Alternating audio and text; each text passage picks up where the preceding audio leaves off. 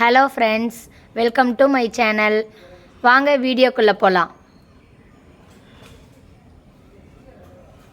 ரவா தோசை எப்படி செய்யலான்னு பார்க்கலாம். அதுக்கு தேவையான பொருள் என்னென்னு பார்க்கலாம். ரவை 1 கப் எடுத்துக்கோங்க. அரிசி மாவு 1 கப் எடுத்துக்கோங்க. கோதுமை மாவு கொஞ்சமாக எடுத்துக்கோங்க. மைதா மாவு கொஞ்சம் எடுத்துக்கோங்க. வெங்காயம் நல்லா பொடியாக அரிஞ்சு வச்சுருக்கேன், அதையும் இதில் போட்டுக்கோங்க. மிளகு நல்லா 1-2 அரைச்சிருக்கேன். ஜீரகம், மிளகு, ஜீரகம்,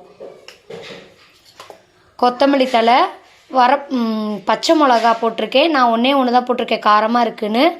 நீங்கள் உங்களுக்கு காரத்துக்கு ஏற்ற மாதிரி போட்டுக்கோங்க. உப்பு தேவையான அளவு.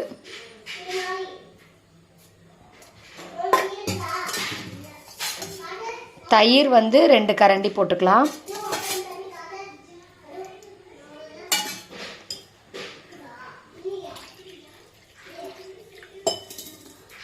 தண்ணி கொஞ்சம் சேர்த்துக்கோங்க. 1 கப்பு சேர்த்துருக்கேன். நல்லா மிக்ஸ் பண்ணிவிட்டு வேணுங்கிற அளவுக்கு தண்ணி ஊற்றிக்கலாம். இப்போ மிக்ஸ் பண்ணிக்கலாம்.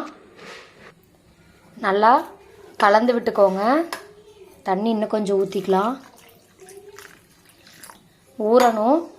ஒரு 1/4 மணி நேரமாவது ஊற வச்சுக்கோங்க.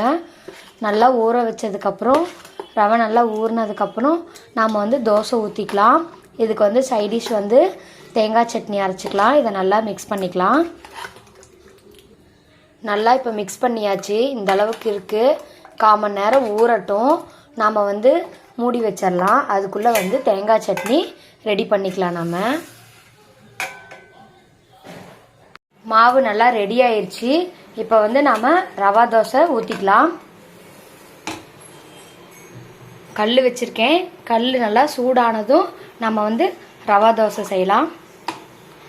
கல் நல்லா சூடாயிருச்சு. நம்ம தோசை ஊற்றிக்கலாம். இப்போ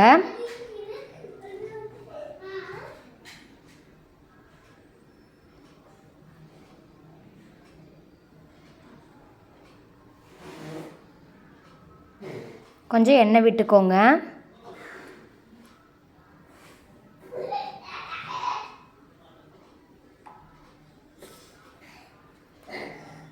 மொறு ரவா தோசை ரெடி ஆயிடுச்சு.